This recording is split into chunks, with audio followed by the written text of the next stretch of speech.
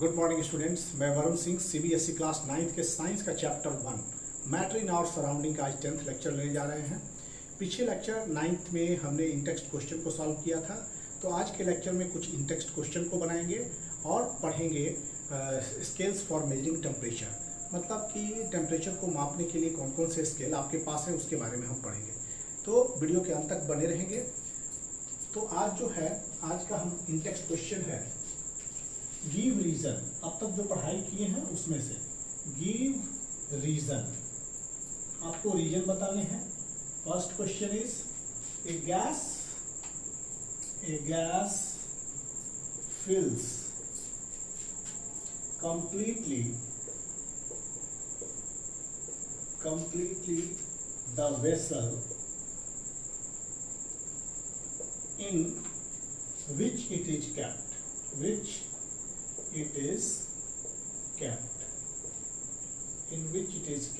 जिसमें वो रखा जाता है क्या।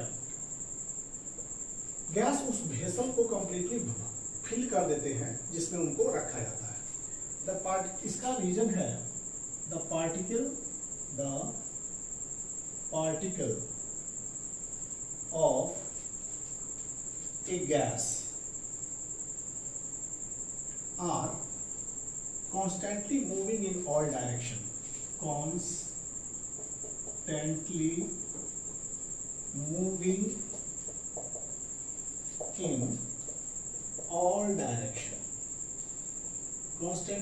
in all direction with different speed, with different speed, अलग अलग स्पीड से। ओके, तो पार्टिकल ऑफ गैस में बच्चों क्या है कि पार्टिकल्स का ज़्यादा फ्रीडम होता है, because they have large inter particle space. इसके कारण वो आसानी से गति कर सकते हैं, एंड गति करने के कारण वो लगातार मोशन में होते हैं अलग अलग डायरेक्शंस में, सभी डायरेक्शन में, और डिफरेंट स्पीड के साथ वो गति होते हैं। इसलिए they do not have they do not, यहाँ so they do not have fixed volume. They do not have fixed volume, and hence completely fills the vessel in which they are kept, fills the vessel in which they are kept, उस vessel को पूर्णतः भर देते हैं जिसमें वो रखे जाते हैं। तो बच्चों, पार्टिकल ऑफ गैस जो होते हैं वो क्या होते हैं, लगातार मूव करते रहते हैं सभी दिशाओं में, अलग अलग चाल से, अलग अलग स्पीड से। इसके कारण जो होता है कि उनके पास कोई फिक्स्ड वॉल्यूम नहीं होता है, और इसलिए वो कंप्लीटली फिल करते हैं उस वेसल को जिसमें वो रखे जाते हैं। तो ये है इस क्वेश्चन का reason, a gas fills completely the vessel in which they are kept. तो बच्चों, particles of gas are in constantly motion with different speed in different direction in all directions, और इस तरह से जब वो इस तरह से मूव करते हैं, they do not have fixed volume, so उनकी फिक्स्ड वॉल्यूम नहीं होती है, एंड वो कंप्लीटली उस वेसल्स को फिल अप कर देते हैं जिसमें वो रखे जाते हैं। Next in-text question is a gas exert pressure on the wall of container. Second is, this is your in-text question.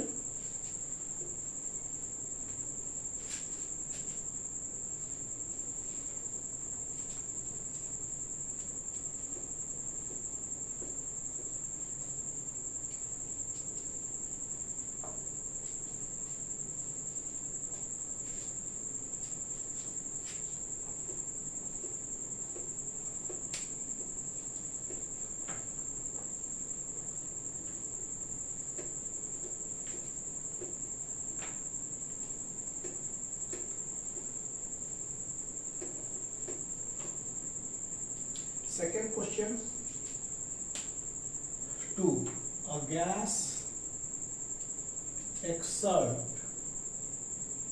exerts pressure.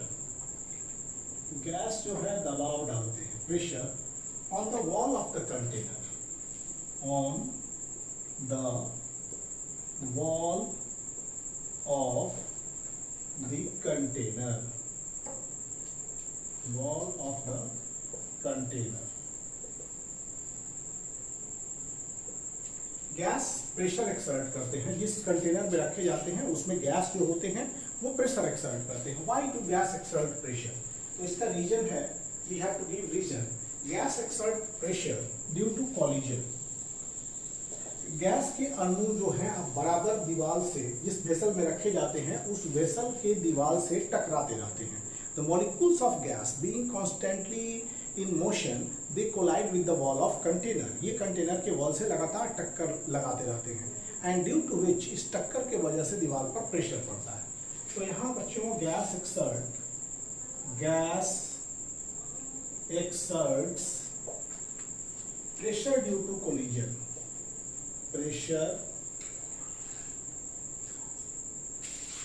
pressure due to collision of the particle, collision of the particles, collision of the particles of the gas,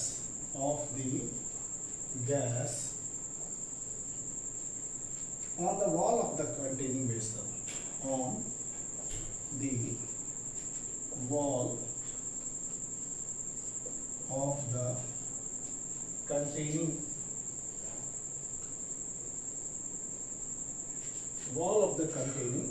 vessels.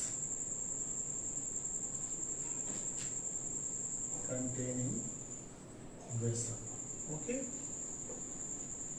Gas क्यों pressure exert करते हैं? Due to collision of the particles.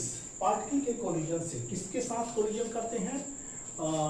On the wall of containing vessel. जिस vessel में वो gas है वो लगातार gas particles motion में रहते हैं और मोशन के वजह से वो दीवार में टक्कर लगाते हैं, और due to this collision they exert pressure on the wall of container. और इसी कोलिजन के वजह से वो दीवार पर टक्कर मारते हैं. ओके. अब next question is, next question क्या है?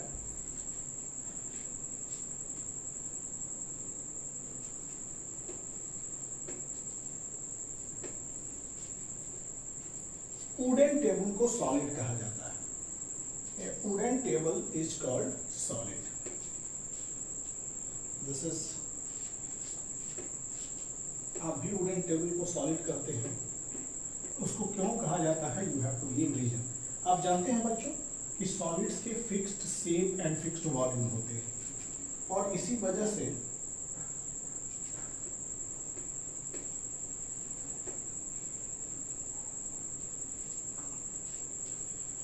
Question third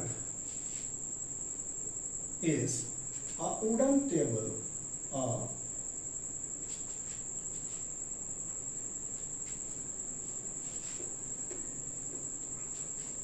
a wooden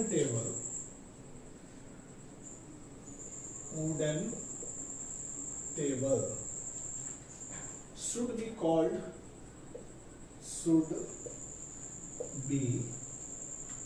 as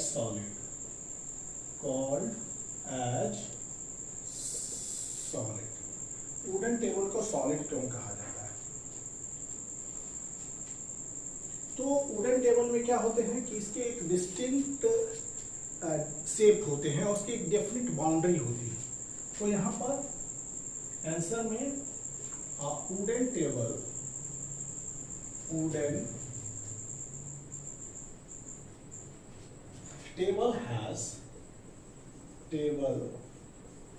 has definite shape,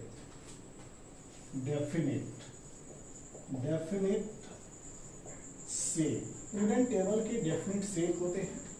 definite shape, distinct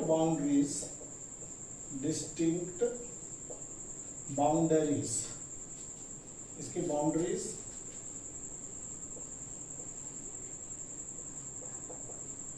distinct boundaries and a fixed volume and a fixed volume. इनके वॉल्यूम क्या होते हैं? फिक्स्ड होते हैं, fixed volume. therefore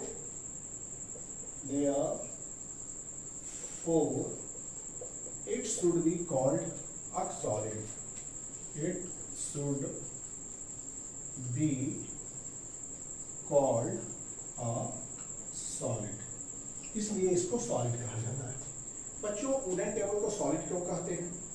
wooden table has definite shape, इनके definite shape होते हैं, distinct boundaries होती है, फिक्स्ड वॉल्यूम होते हैं, इसलिए इसको हम लोग क्या कहते हैं? सॉलिड कहते हैं. So they are called solid.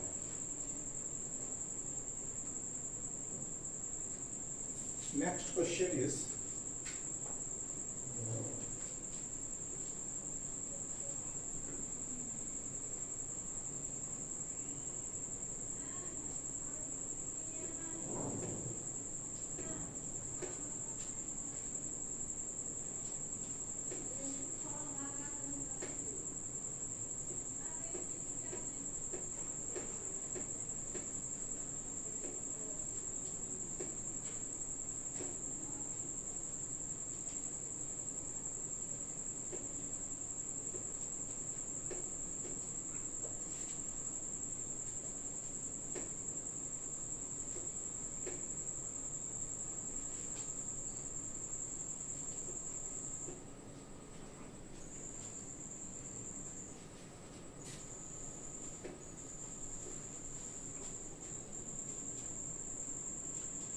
we can easily move. Fourth one, we can easily move our hand in airs. We can easily move our hand, move our hand in air, hand in air. हम अपने हाथ को हवा में आसानी से घुमा सकते हैं ऐसे. We can move like this in air. Okay? But to do the same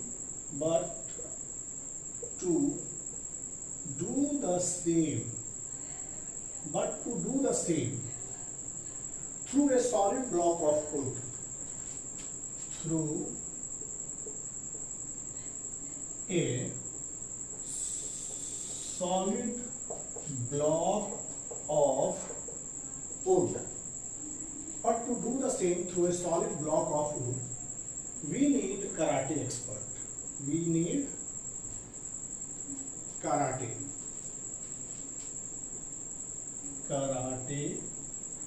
expert. Okay? हम लोग हवा में अपनी हाथ को आसानी से घुमा सकते हैं. ओके? लेकिन एक वुडन ब्लॉक के थ्रू हाथ को घुमाने के लिए हमें कौन चाहिए? आसानी से घुमा ले. That is karate expert can easily move their hand through the wooden block. तो क्यों? इसका आंसर है, रीजन है. Reason is that we can easily move our hand, we can easily move our hand, we can easily move our hand in air, since the force of attraction, the force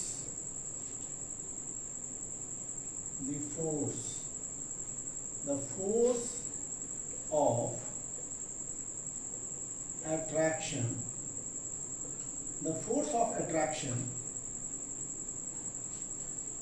between particle of gas,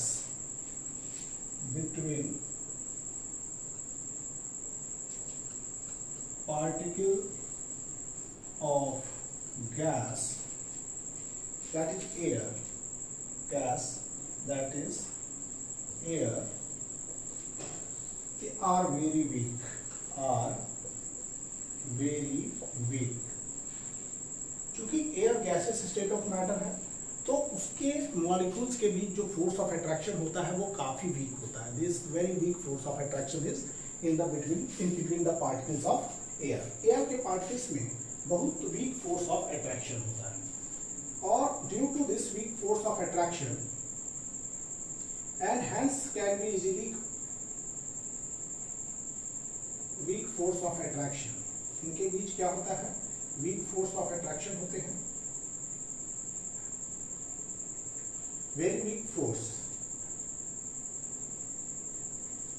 and this weak force के through हम हाथ को आसानी से move कर सकते हैं. And very weak force, very weak force, बहुत वीक है ही, force is very weak, and so we can easily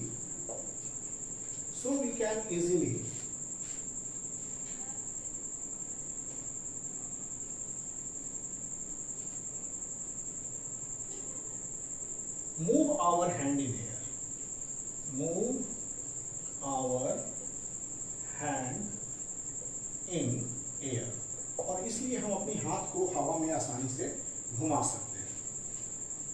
particles of solid की बात है जहां तक, तो पार्टिकल्स ऑफ सॉलिड में inter particle forces are very strong. Okay, तो पार्टिकल्स ऑफ सॉलिड में इंटर पार्टिकल फोर्स जो होते हैं बहुत स्ट्रॉन्ग होते हैं.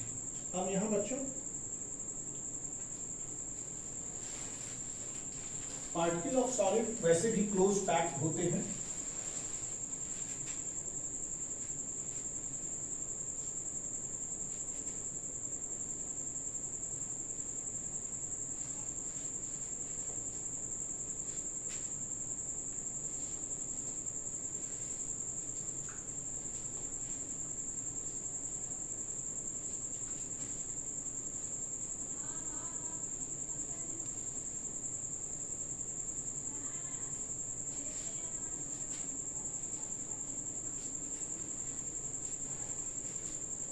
लेकिन पार्टिकल्स ऑफ सॉलिड क्या है? The particles of solid are closely packed. The particles of solid are closely packed.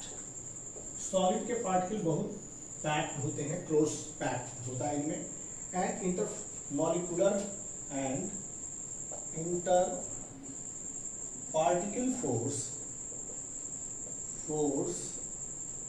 of attraction are very strong. Attraction are very strong. Interparticle force of attraction जो है बहुत strong होती है. As a result, it is not easy for us to overcome such force. As a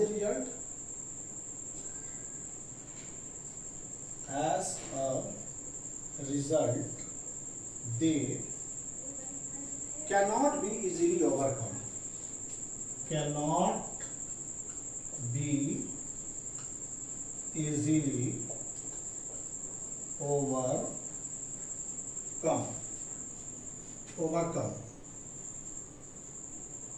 For movement of hands. For movement of hand. हम लोग अपने हाथ के मूवमेंट से इस फोर्स को नहीं तोड़ सकते हैं. कराटे एक्सपर्ट के पास जो होता है इनक्रेडिबल पावर होते हैं, और उस पावर से वो उस फोर्स को क्या करते हैं, उस वुडन ब्लॉक के फोर्स को हटा सकते हैं. वुडन ब्लॉक में जो फोर्स है inter particle force,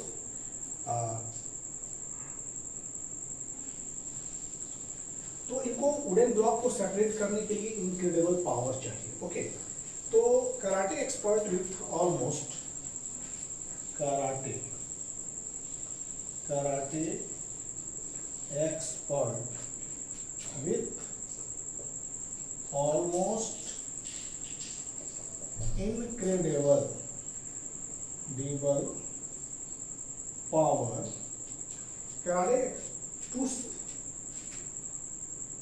can separate the particles apart, can separate the particle apart, particle को ये सेपरेट कर देते हैं। ओके, तो पार्टिकल ऑफ सॉलिड क्या होते हैं, बहुत क्लोज पैकिंग होते हैं, inter particle force of attraction उनमें काफी स्ट्रांग होता है, जिसके कारण cannot be easily overcome for movement of hand, हम उसको हाथ के मूवमेंट द्वारा उनके बीच के फोर्स को ओवरकम नहीं कर सकते हैं।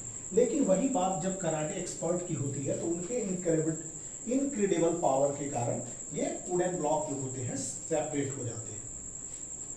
अब बच्चों यहाँ पर fifth question, in text question is, this is your in text question, ये आपके इन टेक्स्ट क्वेश्चन है। Fifth, now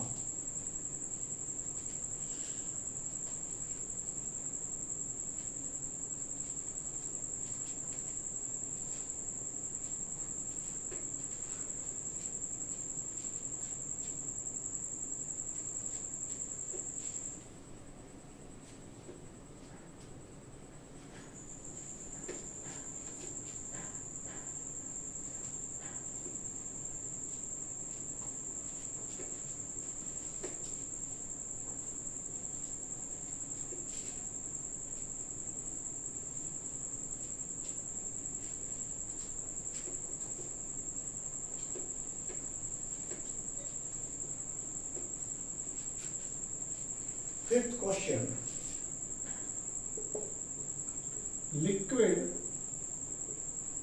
liquids generally have lower density, generally have lower density, liquid के पास जो डेंसिटी होती है वो कम होती है as compared to solid, as compared to solid, solid के तुलना में इनकी डेंसिटी क्या होती है, लोअर होती है।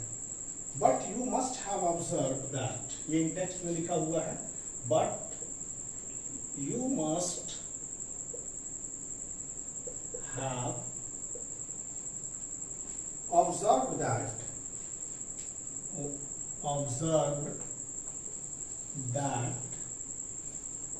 ice floats, ice क्या करते हैं, float, ice float on water, ये जो आइस होता है हमेशा आप देखते हैं कि पानी के ऊपर तैर रहा होता है। Find out why, this is the in question. Liquid के पास कम डेंसिटी होती है सॉलिड की तुलना में, ये यहाँ स्टेटमेंट है that but you must have observe that ice floats on water, बर्फ जो है पानी पर तैरती है, इसके पीछे क्या आप रीजन देंगे। तो बच्चों answer is ice has cage like structure, ice has cage like structure, ice के पास पिंजरे जैसे स्ट्रक्चर है। That is when water freezes to form ice. That is बच्चों when water freezes, when water freezes to form ice, जब water ice में freeze करते हैं, water freezes to form ice, a number of empty space are created, a number of empty space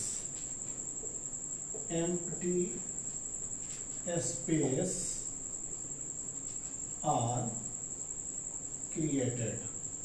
okay, ice का structure cage like structure है, लेकिन जैसे water ice के रूप में फ्रीज करता है, बहुत सारे स्पेस जो होते हैं वो क्रिएट कर जाते हैं।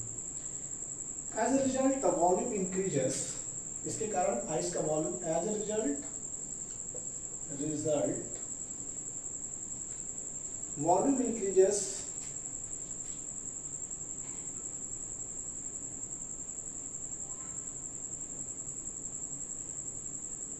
as a result volume increases for same mass of water. Volume increases for same mass of water. Same mass of water के लिए वॉल्यूम क्या होता है, इंक्रीज कर जाता है. मास पर यूनिट वॉल्यूम, इसलिए मास per unit volume of ice जो होता है वो कम होता है वाटर से. तो mass per unit volume of ice is, and so mass per unit volume of ice is lower than that of water की तुलना में मास पर यूनिट वॉल्यूम जो है वो कम हो जाता है. So mass per unit volume of ice is lower than that of water and hence ice float on water and hence, इसलिए इस प्रकार hence ice floats on water. Ice floats on water. और आइस वाटर में float करने लगता है, water पे float करता है. तो बच्चों आइस की स्ट्रक्चर होता है एकदम पिंडानुमा होता है स्ट्रक्चर्स. जब वाटर फ्रीज करता है टू फॉर्म आइस, बहुत सारे space empty space are created, बहुत सारे एम्प्टी स्पेस क्रिएटेड हो जाते हैं. As a result volume increase कर जाता है, उतना ही मास के लिए वॉल्यूम, उतना ही मास, उतना ही पानी के मास के लिए वॉल्यूम बढ़ जाता है. और मास per unit volume of ice जो होता है वो कम हो जाता है वाटर के तुलना में, और इसलिए आइस जो है वाटर पर फ्लोट करने लगता है. तो density of ice is less than that of water. अब स्केल्स फॉर मेजरिंग टेम्परेचर, अब हम लोग पढ़ेंगे टेम्परेचर को मेजर करने के डिफरेंट स्केल्स के बारे में. Now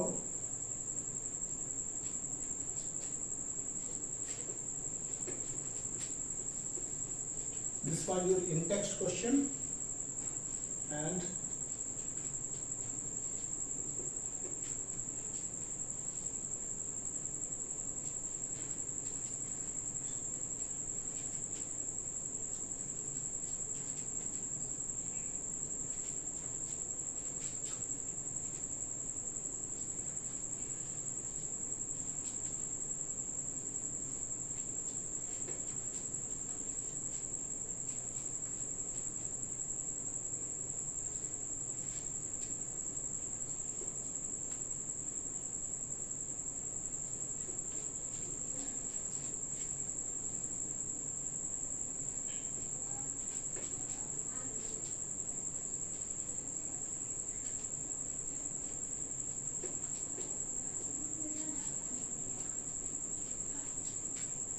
scales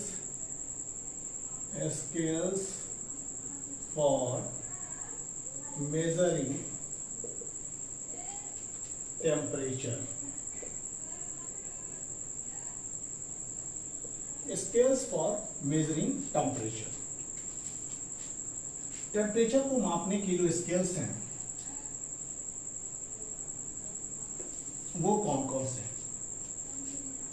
There are 3 scales on which the temperature of a system can be measured. Temperature measure करने के 3 स्केल है, और वो स्केल्स हैं आपके सेल्सियस स्केल, फ़ारेनहाइट स्केल और केल्विन स्केल.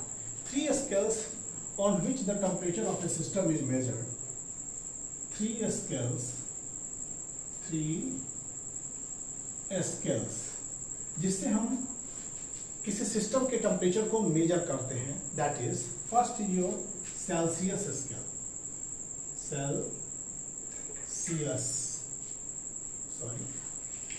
Celsius scale.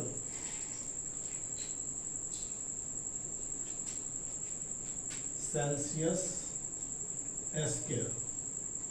दूसरा है फ़ारेनहीट स्केल.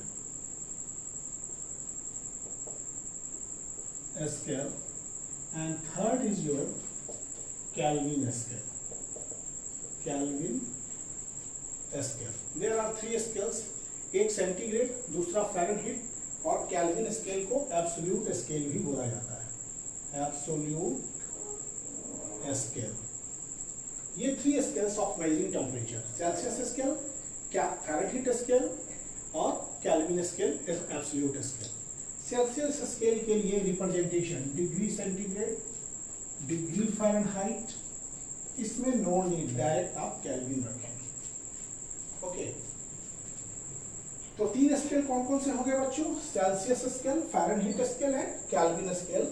और इस स्केल के आधार पर हम किसी सिस्टम के टेम्परेचर को मेजर करते हैं। These are the 3 scales on which the temperature of a system can be measured। और ये तीनों स्केल्स पर ही किसी सिस्टम के टेम्परेचर को हम लोग मेजर करते हैं। नाउ इन तीनों स्केल्स में वैसे टेम्परेचर की बात करेंगे,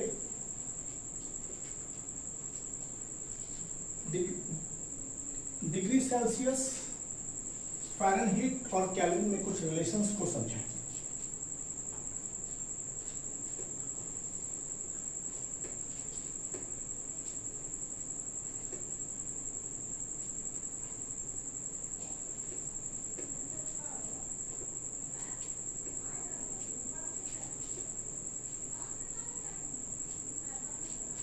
देखिए बच्चों,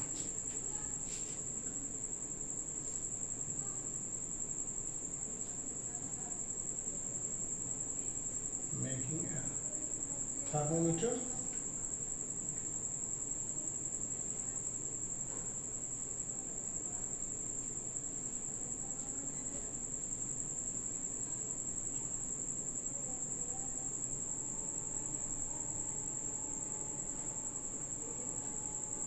this is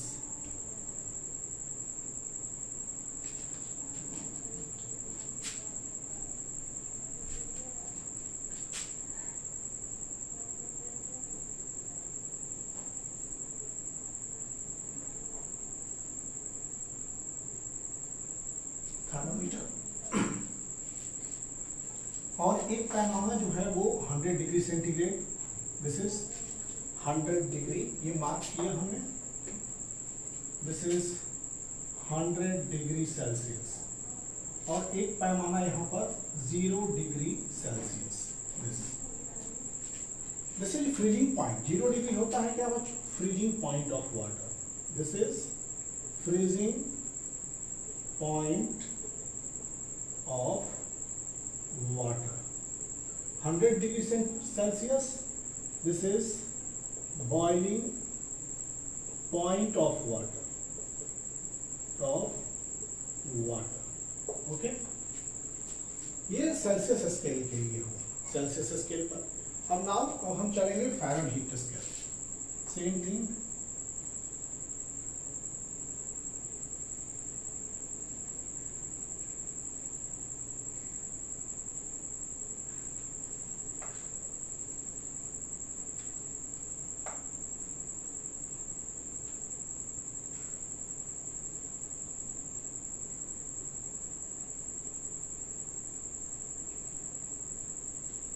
फ़ारेनहीट स्केल पर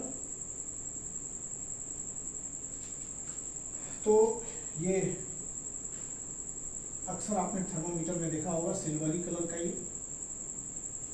अब यहाँ जो होता है 0 डिग्री सेंटीग्रेड जो होता है वो इक्विवेलेंट हो जाता है 32 डिग्री फ़ारेनहाइट के। ये 32 degree Fahrenheit, this is what, 0 degree 32 degree Fahrenheit. अब ये जो है 100 degree, that is 212 degree Fahrenheit. These are the temperature scales। 100 degree centigrade, that is Celsius, that is equal to 212 Fahrenheit। 0 degree Celsius is equal to 32 degree Fahrenheit। Okay, तो ये यहाँ पर 100 degree के equivalent है और इसको बोलेंगे boiling point of water. This is 212 degree Fahrenheit, that is boiling point of water. और 32 degree Fahrenheit freezing point of water. This is freezing point of water. ये वाटर के फ्रीजिंग पॉइंट ऑफ वाटर। अब चलते हैं Kelvin scale में। Now same thing I am providing you thermometer. अब Kelvin scale पर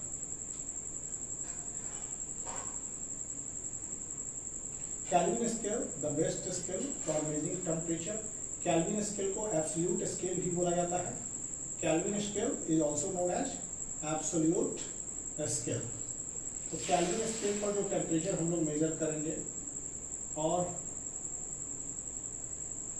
this is यहाँ पर जो है इसको हम लोग कहते हैं 273 केल्विन, और बॉइलिंग पॉइंट इज 373 केल्विन।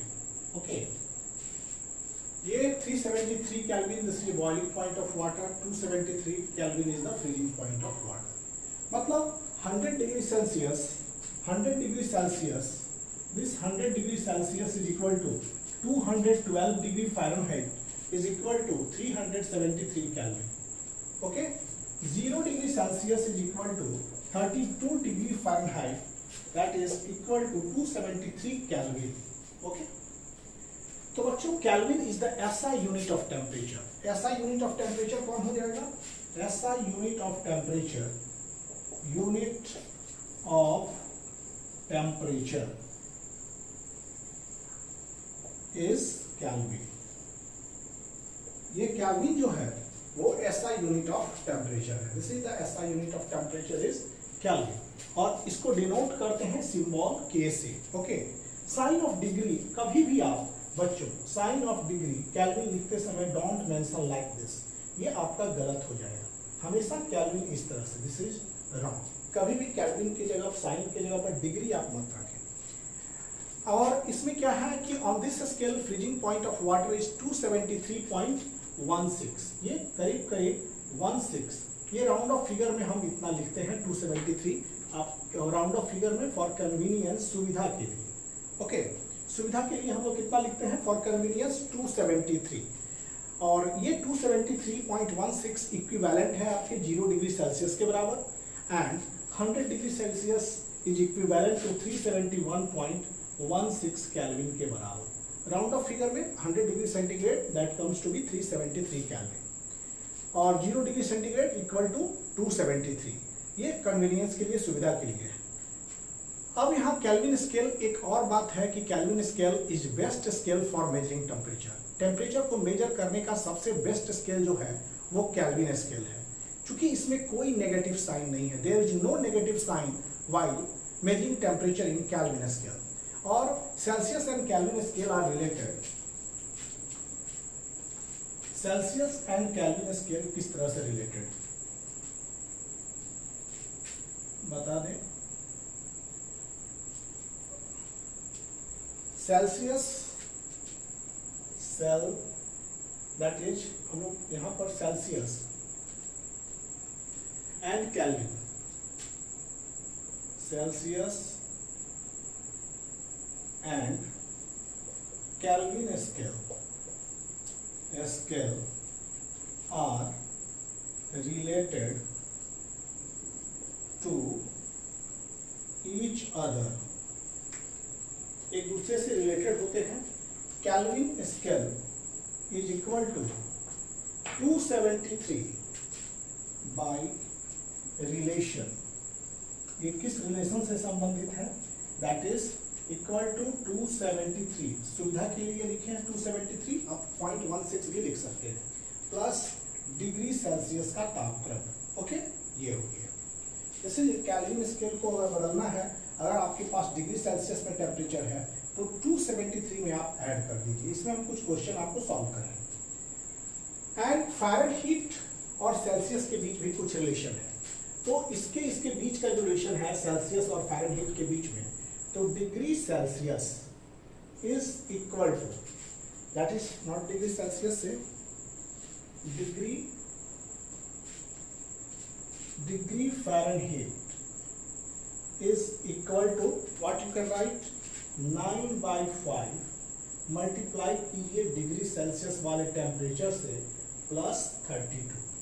ये फ़ारेनहीट और डिग्री सेल्सियस के बीच का रिलेशन, ये केल्विन और डिग्री सेल्सियस के बीच का रिलेशन है, और ये फ़ारेनहीट और डिग्री सेल्सियस के बीच का रिलेशन है। अब हम लोग कुछ इस पर क्वेश्चन बनाएंगे।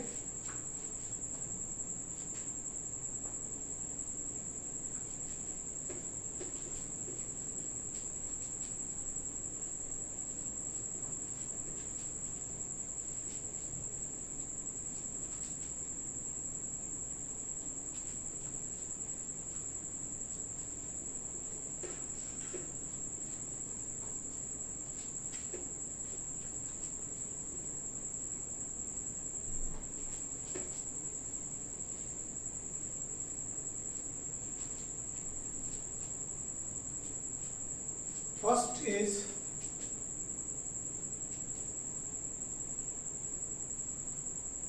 first question. Mention the physical state of water. State of water at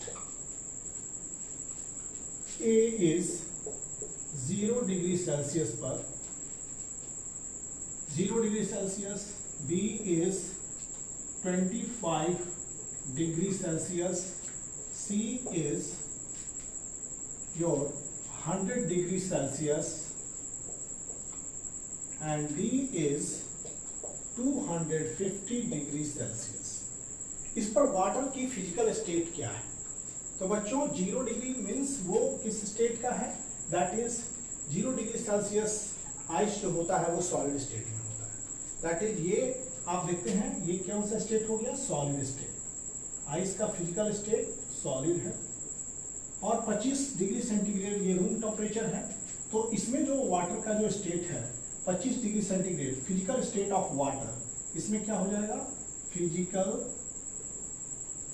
state of water is liquid. इस टेम्परेचर पर physical state of water liquid है। 100 डिग्री सेल्सियस ये बॉइलिंग टेम्परेचर है। तो इस टेम्परेचर पर ये gas physical state of water gas हो जाएंगे। 250 पर ये बॉइलिंग पॉइंट से अधिक है। This temperature is higher than boiling point, higher than boiling point, boiling point, ये boiling point से ऊपर का टेम्परेचर है। higher than boiling point, that is boiling point of water कितना होता है? 100 डिग्री सेंटीग्रेड, उससे अधिक है ये। और at the temperature higher than boiling point is gaseous state, and the temperature higher than its boiling point, the physical state of water, physical state of water higher than boiling point, higher than boiling point is gaseous state, ये gas के state में हो जाएगा। Okay, तो ये हमने physical state of water की बात की। 0 डिग्री सेंटीग्रेड मतलब मेल्टिंग टेम्परेचर के नीचे जो होगा वो सॉलिड। रूम टेम्परेचर पर physical state of water is liquid. 100 degree centigrade is the boiling temperature of water, this is gas, and temperature is higher than boiling point, and the physical state of water higher than boiling point is gaseous state.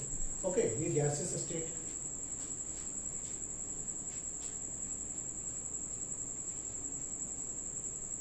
Next question is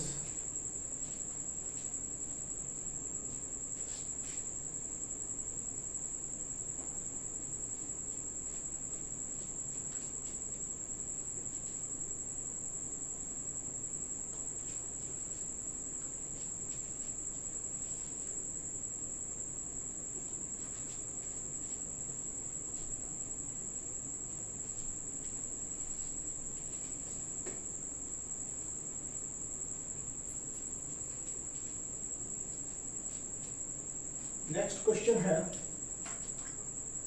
question convert the following temperature, the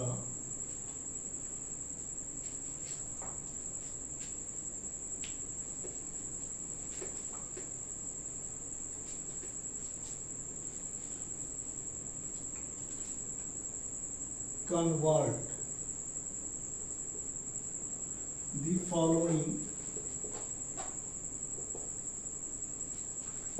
temperature, convert the following temperature into Celsius scale, into Celsius scale,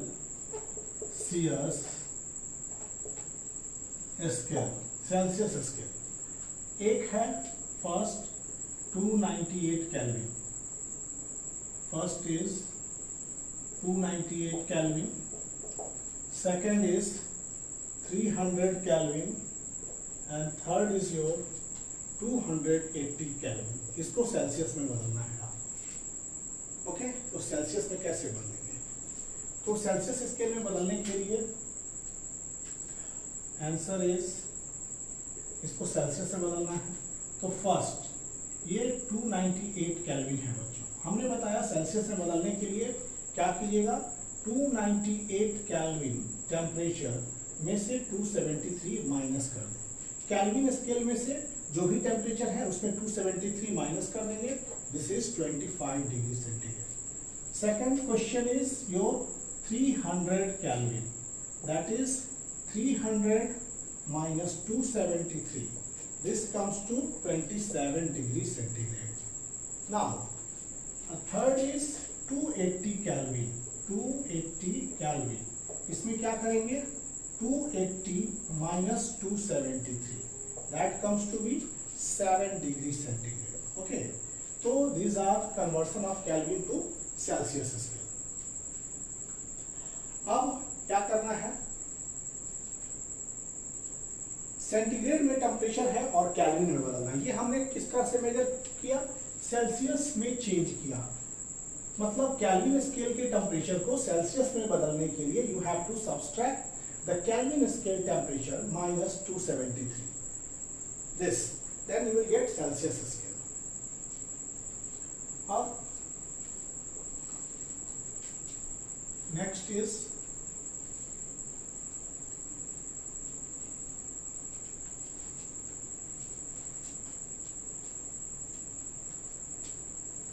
अब degree Celsius में दिया रहेगा और उसको Kelvin में बदलना है। Convert